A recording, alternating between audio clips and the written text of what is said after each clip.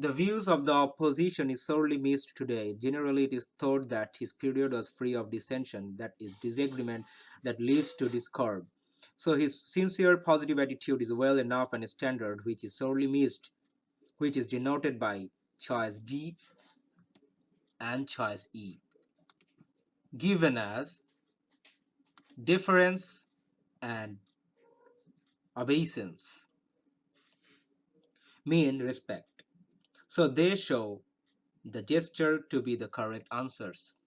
On the other hand, censure and opprobrium denote harsh criticism, which is full of dissension, and so choice A and choice C are incorrect answer and eliminated. Again, defiance and recalcitrant given as choice B and choice F